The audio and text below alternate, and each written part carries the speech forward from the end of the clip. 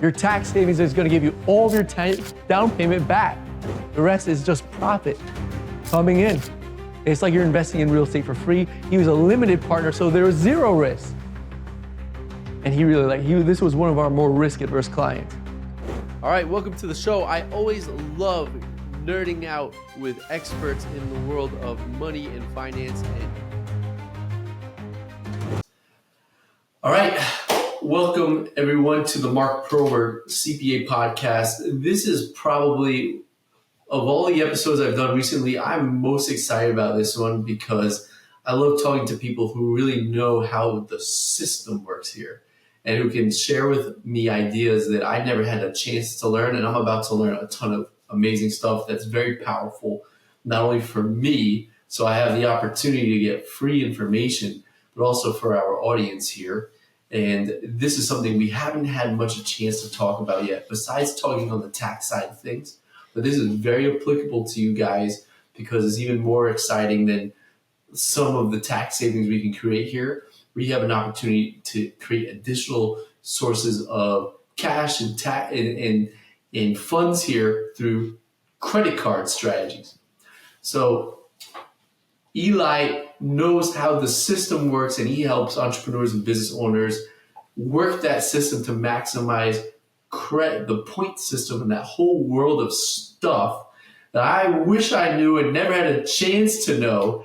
And we're going to have an amazing conversation. Eli, can you introduce yourself in 30 seconds for that? Yeah, absolutely. Yeah, Mark, thanks for having me here, man. I'm really excited. I think, those that are listening to this, if you're listening to Mark and you're a fan of his work, you're in that optimizer mindset around finances and really getting more bang for your buck, squeezing every drop out of the wealth that you've created and be able to live life to the fullest with more effective strategies. So I'm excited to dive into that. Now, so as you mentioned, my name is Eli Facenda. Online, if you look me up, I go by Eli the Travel Guy. It's just Eli Travel Guy on Instagram. That's the main place you'll find me. But I'll tell you the backstory of how I got into this, if it's okay, just sharing yeah, let's hear it. Story. So there's been a couple of different really pivotal points throughout my life where this leveraging of credit card points became a total game changer. And I want to tell you the first one. So I went to school near New York City at a university called Lehigh University. Okay, and I had just graduated. Lehigh, yeah. Great university. And I was a finance degree. And I had no interest in going to finance, but I had a bunch of friends who did. And I was always more entrepreneurial. So what happened is I'm a year out of college. And I'm like, I'm going to, grow this startup business. I'm going to start a company. And I had no money. I had this strong desire for like freedom and travel and adventure, young guy in his 20s. And I had a lot of really rich friends who were able to take trips that I wasn't able to take. Okay. So that perfect concoction led me to learning, if I can figure out this credit card points thing, then I can have the travel experience I want. I can have these experiences with my friends I want. And I don't have to go sacrifice my dreams of creating a business to go take a corporate job that pays me more so I can do those things. So I found this strategy where I was able to leverage points to have the lifestyle experience that I really wanted without the trade-offs of having to sacrifice my career. So for me at the early age, that was the big game changer. But the defining moment, the moment I went from like, this is going to be useful to I am obsessed. And the reason that I spent thousands and thousands of hours over the last decade learning this stuff is when I was, again, 23, I was flying over to Europe. One of my first ever international trips solo as like an adult. And I remember I was going to this personal development conference I really wanted to go to. And I was like, damn, I can afford the ticket, but I can't afford the plane ticket. And I felt this kind of internal conflict. Like, I want to go to this thing. I need to be there. I want to grow. And I ended up finding a ticket that was $6,000 in retail value. And it cost me $5.60.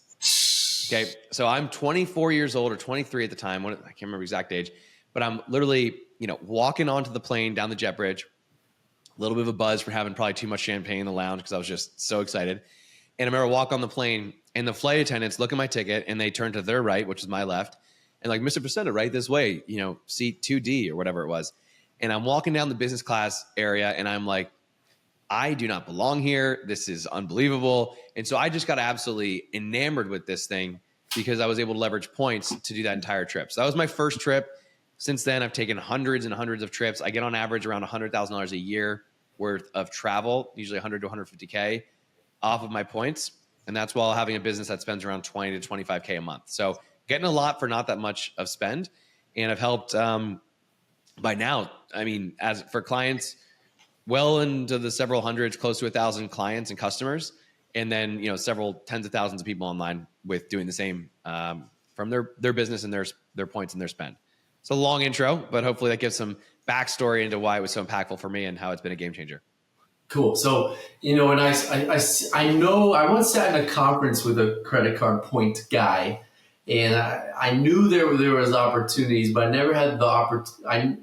The tax code is complex enough as it is, and all the opportunities in the tax system, I could spend an eternity and not even learn it all. So I'm always learning there, and I was just like, man, this would be a really cool thing to download into my brain if only I had the time. Now I'm wondering here, let's say I really wanted to work with this credit card system, and I'm not going to try to do it. I don't even have time to do my own laundry anymore. I hire someone else to do that. Exactly. Yeah. And if I'm going to learn something, I'm going to learn something I can do at scale for our clients and leverage my staff. So how if I wanted to what would it look like if I wanted you guys to help me out here and leverage a specialist to maximize the point system? How much do I have to know, and how much time would it be if I wanted to leverage you guys to create some opportunities here? Yeah, fantastic question. And I think it's the right question to start with, because most people don't know the kind of the context of the game before they jump in. And it's really helpful to kind of zoom out and be like, how deep does this rabbit hole go? Is it even worth me going down? Because quite honestly, if I had spent all the time that I spent learning about points, now I was a nerd and I got obsessed with this stuff. So I did it out of like fun and joy and pleasure because it was cool. But if I had taken all those hours and put it into maybe real estate investing, I'd have like $100 million portfolio by now, probably, right? So, so in terms of how much time it can take to become an expert, you're right. It's very similar to taxes. There's a lot of nuances. It's always changing. There's a lot of kind of loopholes and codes, and it can be extremely lucrative, but you have to keep up with it. You really have to know the ins and outs. So in terms of how to think about this, it's really, again, similar to how you would work with a good accountant, a CFO, a CPA, because if you're a business owner, you should know what your profit and loss means. If your accountant gives you numbers, ideally you can interpret that and they can help you make a decision around what that is, but you probably shouldn't be doing all your books on your own, right? You probably shouldn't be filing your own taxes. So in a similar way with points, you should have a general idea of what the different points programs are, what a good deal versus a bad deal is, some of the different benefits of these different card programs and perks. So ultimately you can understand what's actually getting you a strong ROI and what is good value or not. And then beyond that, I just say the 80-20 strategy is just enough to kind of make sense of it is the effective dose. If you have either an assistant or a pro that like an expert, us or someone else out there that you're working with, because they're going to do the heavy lifting, decodify everything and speak in the points nerd jargon that you probably don't want to deal with. Okay, if you like it because it's fun and you think it's interesting, like you want to gamify it, that's kind of a different case. But for most people, they're like, I just want the epic vacation. I want the $30,000 first class trip to Italy on Capri in a 5-star resort and an upgraded suite. And I don't want to think about that. If that's who you're talking about, if that's what you want, and you're going for that, then just like basics of knowing a good deal versus a bad deal, understanding a couple of the programs, generally how airlines work. That's what I would say. And just trying to delegate the rest. That's your best effective dose. Yeah, similar to the tax code where, you can go really far with tax savings. There's a million strategies out there, but some folks are like, okay, am I really going to take the time to implement this Augusta strategy to reduce my taxes by $3,000 when I'm doing a million things? When I already have this strategy that's going to reduce my taxes by $500,000? Or, am I going to go through all this extra effort to make my vacations tax deductible when I'm already buying all of these depreciating assets? So there's a spectrum on how much you're going to commit and how far you're going to take this based on the value of your time and the ROI here. Exactly. Well, okay. 100% agree. Very cool. So let's get into how this thing works now, which is, I know there's some cool stuff out there and you can trade and swap points and everything else at a high level. How do you do, like, can you help me and the audience understand the impact of having an effective awareness of how the credit card point system works and what's the difference between, say, like right now, because I don't know any better, I just, I pay with my Amex card. I get Delta points. I get Sky Lounge, which is kind of cool, although I always overeat at the Sky Lounge and feel guilty about it. Then they don't let me take leftovers from the fridge. So I feel guilty about it. but it's a nice little thing, and I get a free flight here and there. Yeah. But I'm certain there's more out there. So what's the difference between a guy like, and I think I'm like most people, they stick with like one or two cards that they are used to, and then they're good. What's the difference between a guy like me and someone who really knows the system, and what's the difference you can make there? Yeah, great question. And that's a question that I had been asking for years, is how do I create a system around this so it's easy to follow? Because without that, it's just like a bazillion little tactics and strategies, and it feels like overwhelming and chaotic, and you don't know what you don't know. So what I've done is I've kind of codified a little bit of a system here. I can walk you through it, and that will create context around how the game kind of works. Okay, so before we get into the main steps, if you just want to know how to know if I'm winning or losing, numbers, right? People are coming to you because they want to know the numbers. So there's the stories and there's the strategies, and that stuff's cool, and we can talk about that. But just from a hard numbers perspective, the key metric we want to be looking at is what we call return on spend. Every dollar you spend in your business and life, what percent are you getting back? Pretty simple. The baseline, is about 1.5 to 2%. Because it's pretty easy to go out there and get a card that gets you cash back at 1.5 to 2%. Most people do that, or they have it already. And even people that are using points, most people aren't effectively maximizing them. So they're probably getting that return on spend back if they were to calculate it. When you optimize your cards and you optimize your points, our clients, for example, get on average between 7 to 9% back on their spend. Wow. So really simple math. You spend $1 million a year in your business and household combined, that's 70 to 90,000. You spend 500K, you could just do the math. But the formula for that is we're going to get a little technical here for a second. You take the points per dollar spent, so how many points you earn for every dollar spent, and then you get the cent per point. Okay, so each point has a different value when you use it, and then there's an amount of points you're going to earn when you spend. Okay, so most cards earn 1 point per dollar, and most people go to a site like Amex Travel and get 1 cent per point, so they're only getting 1% back. If you now just got a card that earned 2 points per dollar, and you went to Amex Travel and you got the same 1 cent per point, you just doubled it. You got 2% back. But if you get a card that gets 2 points per dollar and then you use your points more effectively, and you get an average of 4 cents per point, now you've got 2 times 4 equals 8% back. Okay, so some people are probably like, I need to re-listen to that. The amount of points you earn for every dollar you spend times the value you get for them, those are the two buckets we want to optimize. Okay, so that's how you know how to increase the overall kind of value you're going to get back. Okay, now the three kind of buckets. A little bit here. Good. So you're saying that the average is a 7 to 9% return on spend when they work with you. How does that compare to a guy like me? What do you think I'm getting right now? Maybe 1 or 2%? Probably around 2%. Yeah, that's what I would think. Okay, continue. Yeah. Because like you said, you have a Delta card or something like that. Did you say that? Yeah. Like those points are worth less than most other points because of the way that Delta prices with what's called their reward chart. So it's hard to get good value. So even if you have a card that earns 2 points per dollar on things, Delta miles tend to be difficult to get good value out of. So you're probably getting around 1.5 to 2%. Okay. So we want to switch that up, and I'll talk about those different things, but there's 3 key buckets to think about. If you want to truncate this, the first bucket is maximize your points earned. So getting the most points, but not just the most points, the right kind. All these points are different. I just mentioned Delta. In the points world, we call them sky pesos because they can tend to be worthless. Okay. So I got a bunch of those. Yeah, exactly. You got a bunch of sky pesos. But that's the thing. So here's an example. I was helping a client the other day and going from the East Coast to Europe. Okay, this flight from, I think it was Boston to Paris it was on Delta. It was like $5,000 for cash. So there's 3 ways you could book this. You pay $5,000. You go to Amex Travel and you pay 500,000 points. Okay, I guess 4 ways. You go to Delta's site. I think it was like 450,000 points on Delta site.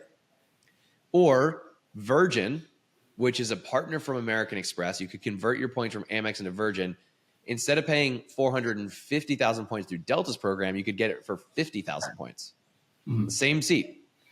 So how is that possible? You had to have the right points first, because if you didn't have the right points, you couldn't convert them around. Like once you have Delta's points, you're stuck with Delta. So that diversity of having more valuable, what we call transferable points, is the key. And the main banks for that are Chase, Amex, Citi, Capital One, and now Bilt. Okay, so those are the ones you want to start with. And when I say Amex, I don't mean the Amex Delta card. I mean Amex membership rewards. It's like Amex's own currency. Okay. So that's the first bucket. We want to think about maximizing the points so we get the right cards and the right expenses to do that. So you need the right points earning cards with the right multipliers for you. That sets you up to just amplify your points. Now, this is key because if you think about how often are you spending money? Literally every day. So it's already being spent. And so if you don't optimize it, you're just wasting opportunity every time you spend money to capitalize on something that could be free. Okay. So I'll pause there for a sec because we'll go into the second step, but does the maximizing points earnings make sense? Is that pretty clear? Yeah, well, I got a question for you now because I'm in Atlanta, and obviously Delta is the line for Atlanta. Yep. But I think you can, even if I exchange it for like Virgin because it was more valuable, I think I can still book a Delta flight through Virgin, right? Exactly. Yeah. So that's going to bring us to the second step, which is to maximize the value of the points. So I kind of alluded to this in that first step where you're going to transfer the points and get better value. And so this is where you start. There's different ways to talk about it. In the points world, people will call it cent per point is the kind of the nerd metric. Another way, if you kind of flip it, it's basically how much you save. So in the example where you used 50,000 instead of 500,000, you got it for 90% off, or you paid 10% of what it would have charged. They would have charged you. Okay. So you want to optimize that. We're seeing on average, we get clients around 80% off, AKA we get them 5 times the value out of their points than standard. And that's through converting them to the right airlines at the right time. So you're right about that. There are alliances. And there's kind of 2 sets of partnerships in this game that make it possible. There's partnerships between the airlines, and then there's partnerships between the bank and the airlines. So like for Delta operated flights, they're in the SkyTeam Alliance, and you can convert Amex points directly into Delta to book that, or you could convert Amex points into Virgin, who's a partner with Delta, but has a different way of pricing Delta flights.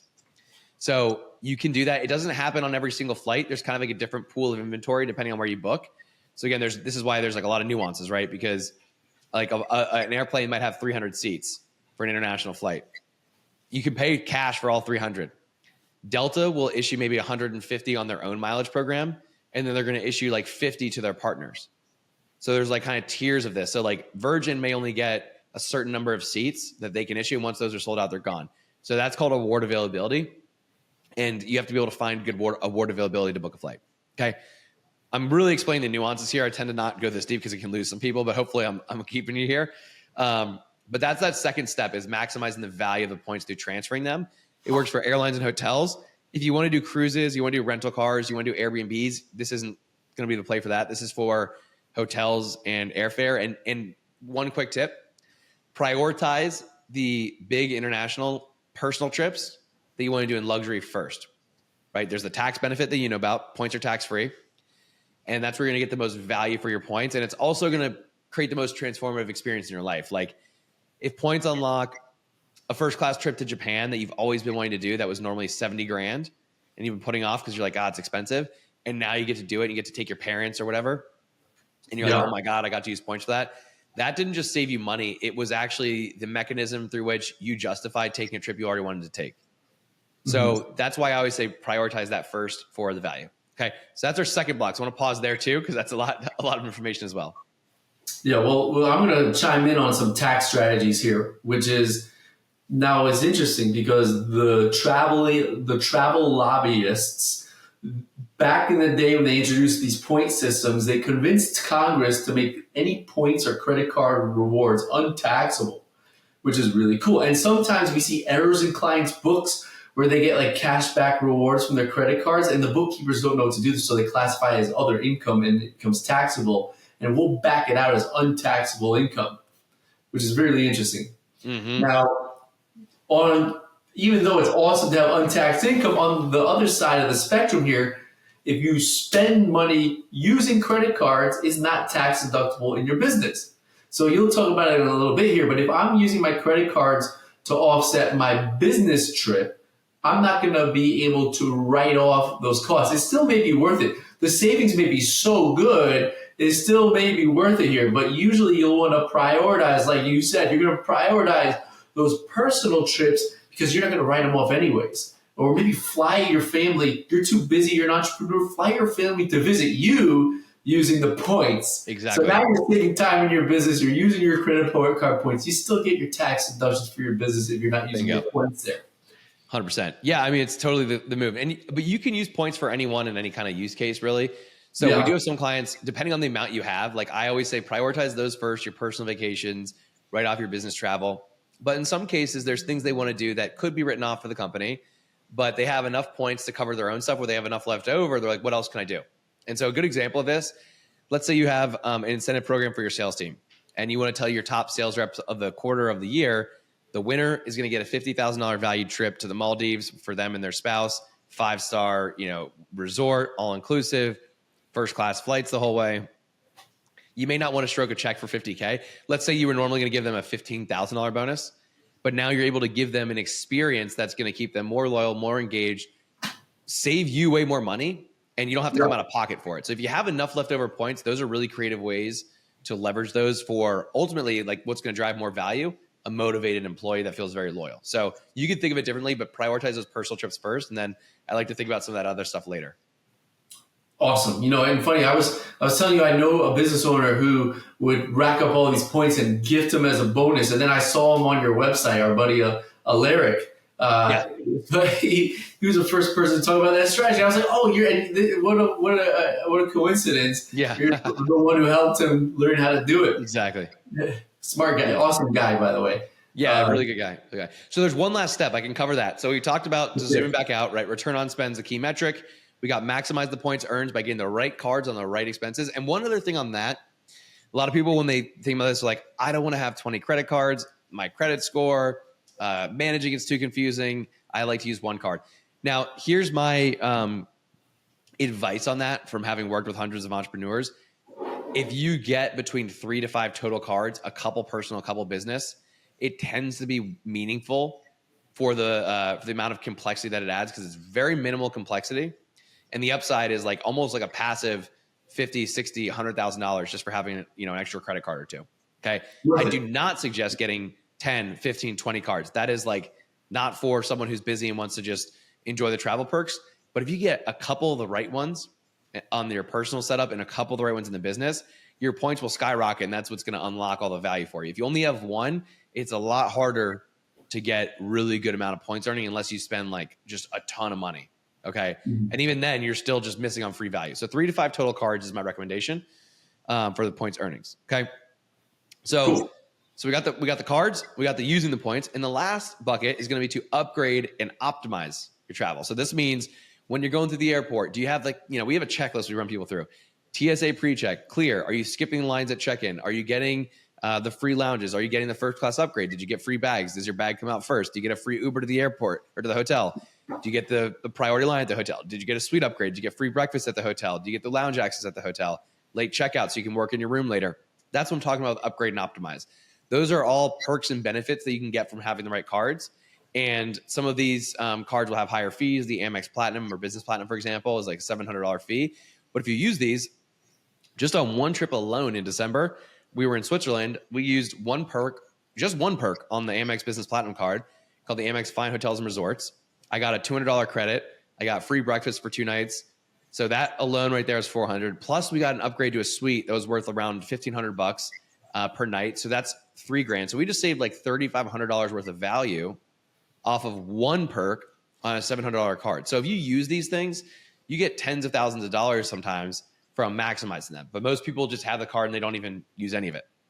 So that's the last piece, is making your travel that you're doing for work, for personal vacations, whatever you're doing, more seamless, more comfortable, more luxurious, and you just fully maximize those benefits that the banks are giving to you, so you can get the most value. Very cool. Now, one of the things we talked about earlier, and I want to learn more about here, and we have a lot of accountants who listen to this podcast because I may get a little too technical for the masses at times. The tax enthusiasts love this stuff, and we have a lot of accountants that our most common expense, and we have a lot of it is our payroll costs. And right now, I run my payroll through Gusto, and Gusto does ACH payments. Mm-hmm. And I think if I were to switch I'm not sure if I'm allowed to switch to credit card, or if I did, there might be like a 2% fee.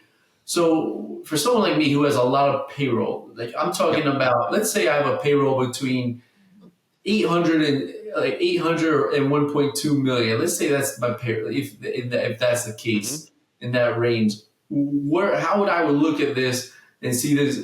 Could this be a potential opportunity, and how would I implement taking advantage of all the points by switching this to payroll? Yeah, absolutely. So I'll answer that, and then I'll talk about also what happens if you have a lot of spend and if you're a frequent traveler, because there's one other little status strategy we'll talk about later. But so I'll just earmark that. But for this, it's a super, super good question. And it's not just payroll. Some people, their big expenses in payroll, it's merchandise, but they're buying it in wholesale or bulk, and they can't pay on a credit card, or they have a commercial lease and they can't pay it on a credit card. And there actually is a way to literally put anything on a card. And so this is going to be using a third-party merchant processor like Plastiq. So Plastiq is one. That's a good one. There's a few others out there. Melio is another one. There's always a fee involved. And that fee, if you do the math right, it makes total sense in a lot of cases. And so for me, I put all my payroll on a card, everything. And so here's what I do. You're going to get a 2.9% fee. Okay. But if you have a card like the Capital One Venture X for Business, that's a really good card for this. I'd recommend for people. It earns 2 points per dollar on everything. Okay. Now, this is why you'll see that return on spend is so key, because if I just put the spend on that card and I go to Capital One Travel and I only get 1 cent per point, I just paid 2.9% in fees and got 2% back. So I just overpaid by an extra percentage point, basically. Not good. Mm-hmm. But if I get that card and then I transfer the points to the airlines and I'm able to leverage them for, we average again around 5 cents per point, I just got 10% back and I paid 3%. So I just saved 7%. Mm-hmm. But again, you got to think about it, what your business goals are and stuff like that, because that 7% in savings, it might be a $50,000 vacation that you got. So it's kind of a personal savings, not to the business.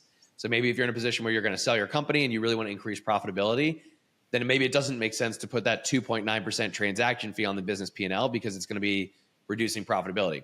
In other businesses, maybe it's more of a lifestyle business where that's a part of running the payroll and how you have it set up. That's more your wheelhouse of what people want to do with that. But that's kind of how the mechanism works. Okay. So if you put payroll on a card, huge opportunity to do that. And potentially, if you're a frequent traveler, you might want to get top level status. Like if you were flying, let's say twice a month out of Atlanta, I'd say we should get you Delta Diamond status, because it's going to be You already have it? Yeah. But okay. Anyway, sorry for interrupting. Continue. Okay, great. No, I'm saying, so like we oftentimes advise people, if they don't travel with a high level of frequency, the status benefits aren't worth it, because there's an opportunity cost of putting the spend on that card that could go on other cards. So we could talk about that for you if it makes sense or not. But for, let's say you were traveling a lot, and maybe you are, and you want to get Delta Diamond, well, you could use that card for your payroll to skyrocket the amount of spend you have to hit that status faster, which means more upgrades, better benefits, stuff like that. So it's situational for everyone as to when and how they're going to use that. But I'm a big fan of doing it for those, especially if you have large transaction sizes to certain vendors. Like even if you don't have payroll, let's say it's a construction company and they're like buying things in like $200,000 purchase orders at once, 15 times a year. Even if there's a fee, you slap 5 of those on a card, you're going to rack up some serious points.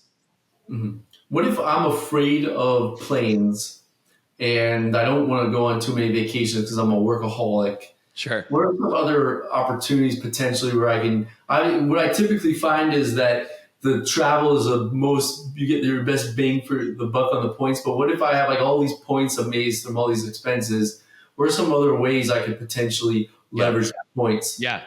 Great question. I mean, my first advice, this is not this is just personal opinion, is life is short and you should go travel anyways. So if you're the workaholic, like you got to work something out, because go prioritize your own enjoyment with the people you love. Go take some more vacations. I see, man, it really breaks my heart how many entrepreneurs just are so addicted to work. They don't prioritize going out, seeing the world, living, having fulfilling experiences.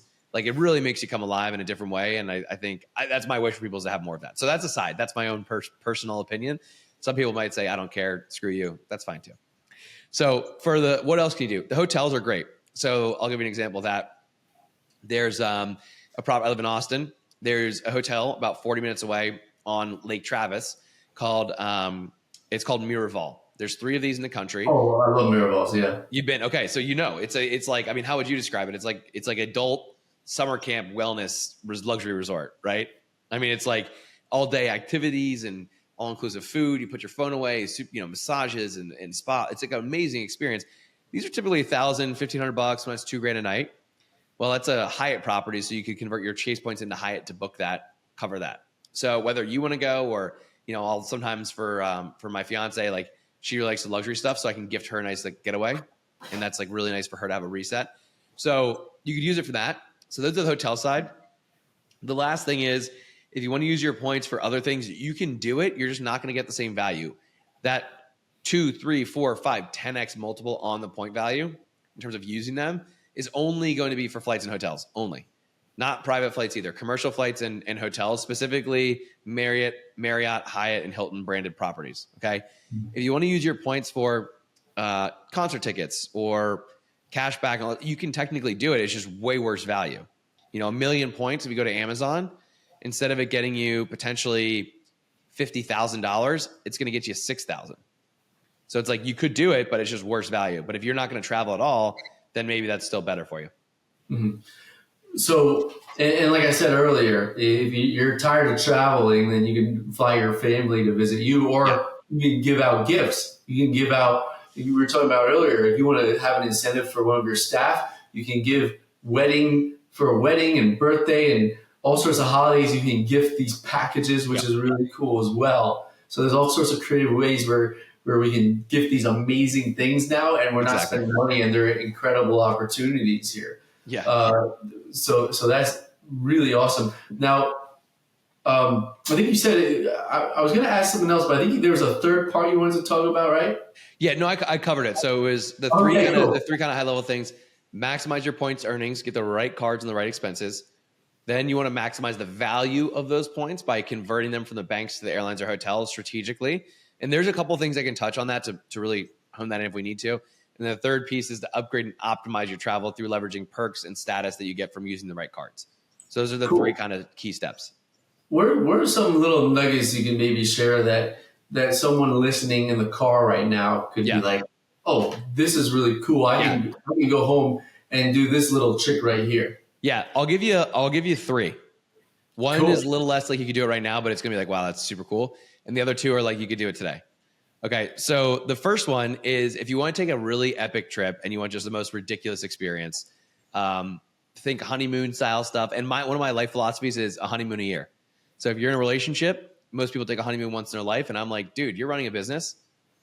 Take a honeymoon once a year. You got the points. Let's do it. So if you want to do that, you could go to Europe on Emirates first class. If you don't want to go all the way to Dubai, it is the best flying experience, and personally, that I think you can have. So luxurious. The flight attendants, you have $300 bottles of Dom Perignon, you have caviar, limitless caviar, like lobster mac and cheese, tuna tartare. It's insane. Like, you don't want the plane to land. Not only that, they have a bar in the back, so you can hang out in a cocktail lounge. In fact, I ran a ski trip. There were 25 of us that were on the in-flight bar together on that plane. We were going over to Europe. It was crazy.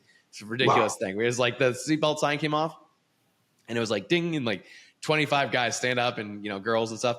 We all are in the back having cocktails at 35,000 feet. So I mean, like, ridiculous thing. But everyone booked on points, so that made it possible. So they have a bar in the back, and then the last part of that one is there's a shower in first class. So if you want to shower at 35,000 feet and have a ridiculous experience, to go from New York to Milan in first class on Emirates is about $11,000 to $12,000. Okay, cash. That's about 1.1 million points if you go directly through Amex. If you convert the points, like I just did in December, my fiance and I, we got two of us, so $22,000 worth of flights total. It cost me $200, and I used 206,000 points. Okay, converted my Amex points into Emirates to book that. Shower isn't a code word for anything, is it? What's that? Shower wasn't a code word for something else? Okay. Oh, no, yeah. Yeah, that is where the Mile High Club jokes get cued. That's definitely the Mile High Club. Yeah. It's funny. It's actually funny. I don't know, this is TMI, but they do have you can, when you look at the bathroom, it says max occupancy 2. You're like, interesting. Nice move, Emirates. And that's so you can bring your dog and groom your dog on the flight. Exactly. Yeah, you nailed it. That's why everybody wants to do it. Anyways, so continue. So that's one. So that's a little bit more, obviously, you have to be going to Europe, but they fly from New York to Milan too. So if you want to go to Europe, you're like, I'm not going to Dubai, JFK to Milan, it's a good route. Okay. And so that's one. Simpler. If you are someone that just wants consistent hotel suite upgrades, I talk to a lot of folks who are like, yeah, this is cool, luxury travel vacations, not right now, but I have travel for work, conferences. Man, I really like getting the suite upgrades. I don't like paying $1,000 a night for them. What's the option? The fast track on this, there's a lot of different plays here, and I tend to like I tend to like Hyatt and Marriott for this, but the fastest way is getting the Hilton Aspire card. It gets you automatic diamond status at Hilton, which means you get suite upgrades, free breakfast, early check-in, late checkout, hotel lounges. You get a night credit, all this stuff. So that's the only single card you can hold where just by holding it, you get the top level status. All the other ones require either a combination of spend or night stayed to get there. So if you just want the fast track to diamond status, that's your move.